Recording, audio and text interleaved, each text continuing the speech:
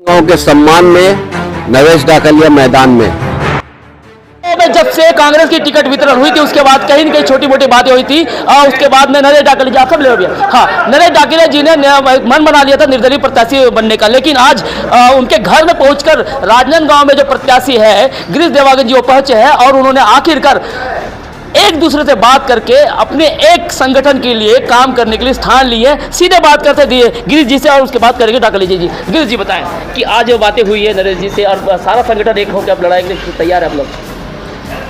नरेश भैया हमसे राजनीति में सीनियर हैं और हमेशा उनके साथ हम लोग को काम करने का मौका भी मिला है और चूंकि पार्टी ने मुझे यहाँ प्रत्याशी बनाया है और पार्टी का एक कार्यकर्ता ही हूँ मैं, संगठन में हमेशा काम किया है और संगठन के साथियों की हमेशा मैंने मान सम्मान दिलाने के लिए काम किया है।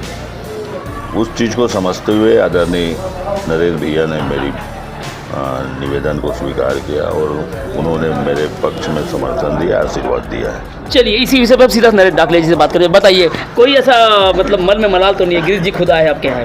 नहीं, मलाल वाली कोई बात ही नहीं है। मैं तो 75-76 में NSUI का अध्यक्ष था। कांग्रेस हमारी रग रग में है और आज कांग्रेस ने ऐसे आदमी को टिकट दिया है जो हमेशा संगठन के लिए दिन रात मेहनत करता है।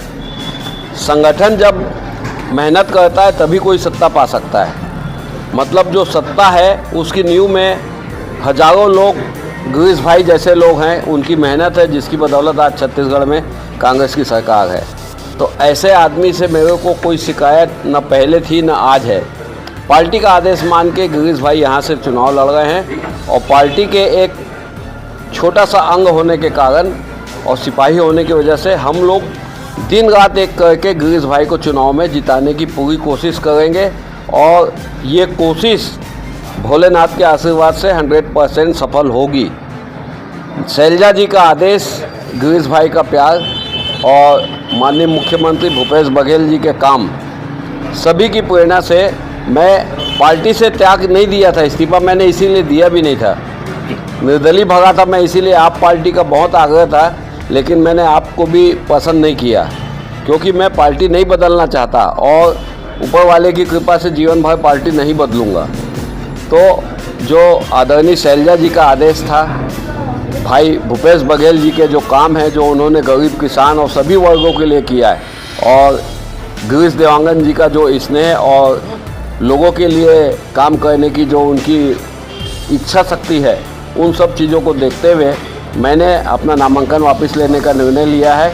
और कोई फॉर्मेलिटी नहीं है कि मैं फॉर्मेलिटी से नाम वापस लेगा या किसी दबाव में नाम वापस लेगा। देखिए ये बात तो हम जो करने अपने मैं आपसे ये बिल्कुल देता है कि किसी दबाव में, किसी प्रलोभन में। अच्छा, हम अब जनता की तरफ से मतलब बात कर रहे हैं। कई बार ऐसे बातें हैं, विरोधी भी बोल सकते हैं, अपने भी को भी हो सकता है। कोई शेटिंग वेटिंग वाली बात तो नहीं, जनता की तरफ से सवाल है ये। जनता जानती है राजनांदगांव की दबाव और लोभ दोनों जो है वो नरेश डाकलिया पे लागू नहीं होता। और जो हमने किया है सभी साथियों से मिल के, अपने सभी दोस्तों से बात करके निर्णय लिया गया है और अब कांग्रेस के पक्ष में गिरीश भाई को जिताने के लिए हम लोग पूरी ताकत से जुटेंगे और निश्चित रूप से कांग्रेस यहाँ से विजयी होगी। चलिए, तो आप थे नरेश डाकलिया जी जिन्होंने निर्दलीय फॉर्म भर दिया था, लेकिन अब उन्होंने कहा है कि मेरी घर नरेश डाकलिया जी घर से हम लोग गिरीश देवागन जी निकले। हम भी अब बातें कर रहे हैं कि यहाँ पर नरेश डाकलिया जी साफ तौर पर कहा ना मेरे पे कोई दबाव है ना कोई सेटिंग है। एक बात थी, थोड़ा नाराजगी थी, पहले बोले थे गिरीश देवागन जी के बाहर प्रत्याशी है, लेकिन अब उन्होंने कहा कि पार्टी का आदेश होगा, संगठन का आदेश होगा, सर्वोपरि होगा, मैं उसे मानूंगा, उन्हें लागू भी करूंगा। अब गिरीश देवागन जी के लिए एक चुनाव कैंपेनिंग भी करेंगे। अब उनके साथ कंधे से कंधा मिला के लोगों से वोट भी मांगेंगे क्योंकि संगठन के लोग हैं। चलिए आप बने रहिए। हमने पहले भी नरेश डाकलिया जी से जो जितनी खबर थी आपको बताई थी, आज भी नरेश डाकलिया जी के यहाँ गिरीश देवागन जी जो राजनांदगांव कांग्रेस के प्रत्याशी है वो आए और आखिरकार नरेश डाकलिया को गिरीश देवागन ने मना लिया। सारे संगठन के लोग हैं। मैं अखिलेश और मेरे साथ है दीप।